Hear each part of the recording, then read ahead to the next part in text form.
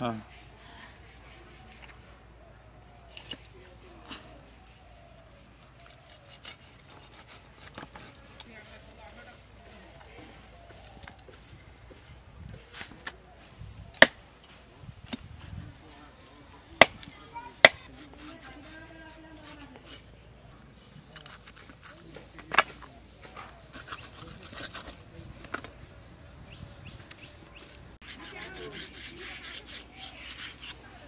হ্যাঁ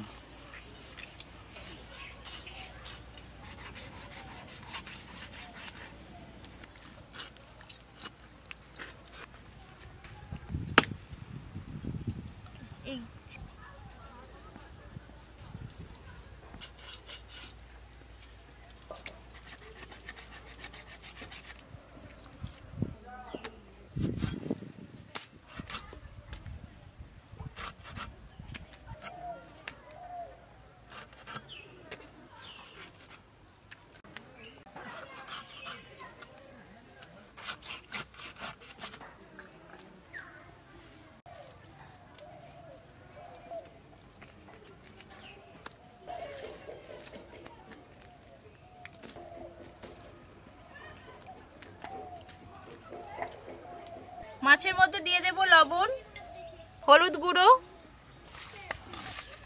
ভালো করে মেখে নেব।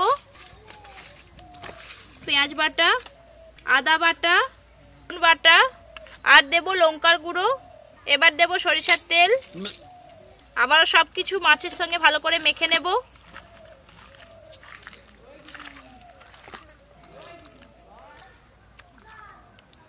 এবার আমি মাছের সঙ্গে যে মশলাগুলো মেখে রেখেছিলাম দিয়ে দেব।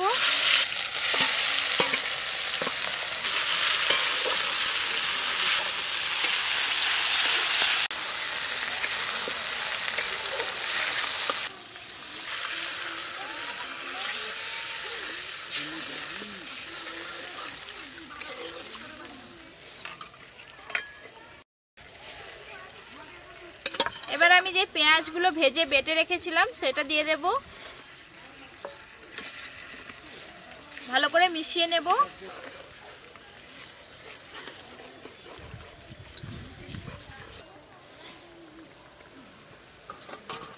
ঝোল ফুটে গেছে, ভেজে রাখা মাছগুলো দিয়ে দেব।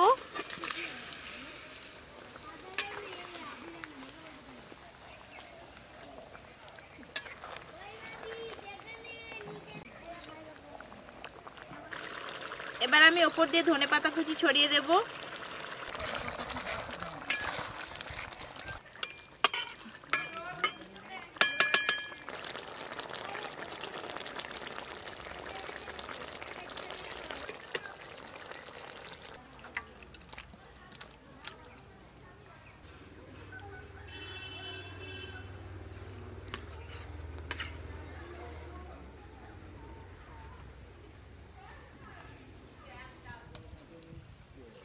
রংটা দেখুন বন্ধুরা,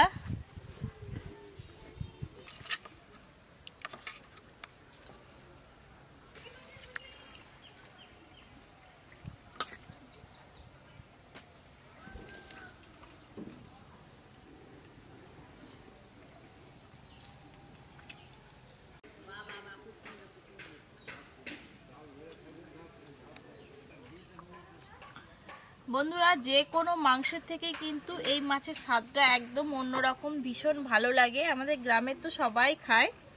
আর আমি আজকে যেভাবে মশলাটা মেখে রেখেছিলাম মাছটা, এইভাবেই কিন্তু আপনারা রান্না করবেন, তাহলে আরও বেশি টেস্টি হবে।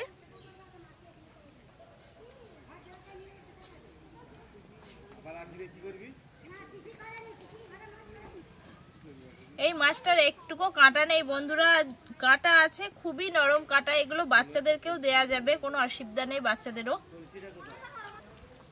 এই দেখুন বন্ধুরা, কাঁটাগুলো দেখাচ্ছি আপনাদের। এই দেখুন খুব নরম কাঁটা, এই দেখুন ভেঙে যাচ্ছে। এই কাঁটাগুলো এমনি চিবিয়ে চিবিয়ে খাওয়া হয়ে যায়, খুব নরম কাঁটা। অসাধারণ লাগছে বন্ধুরা। এই মাছটা তো আমাদের বাড়িতে হলে আর কিছুই লাগে না, মাছ দিয়ে সবাই ভাত খেয়ে নেয়।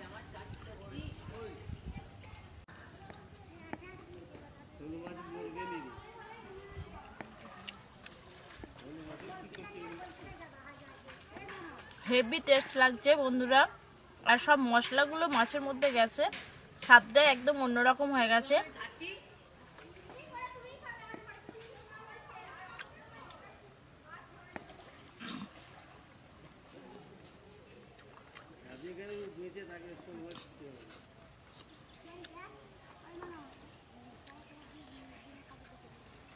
এই বরফের মাছ কিন্তু সবসময় একটু কড়া করেই ভাজতে হয়। আমাদের এখানে এই মাছটাকে আমরা শঙ্কর মাছ বলি, অনেকে এটাকে শকত মাছ বলে, আবার শাপলা পাতা মাছ বলে। আপনারা কমেন্ট করে জানাবেন আপনাদের ওখানে এই মাছগুলো কি নামে পরিচিত।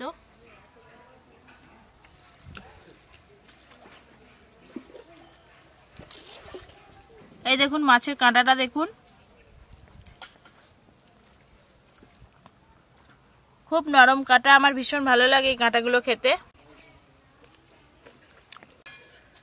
এইরকম নিত্য নতুন রেসিপি পেতে আপনারা আমার চ্যানেলটি সাবস্ক্রাইব করে রাখবেন, আর সবার আগে আমার ভিডিও দেখার জন্য পাশের বেল আইকনটি কিন্তু অবশ্যই প্রেস করে দেবেন। সবাই খুব ভালো থাকবেন, সুস্থ থাকবেন, সাবধানে থাকবেন, আর অবশ্যই কমেন্ট করে জানাবেন রেসিপিটি কেমন হয়েছিল। আর রেসিপিটা যদি ভালো লেগে থাকে তাহলে সবার সঙ্গে শেয়ার করবেন।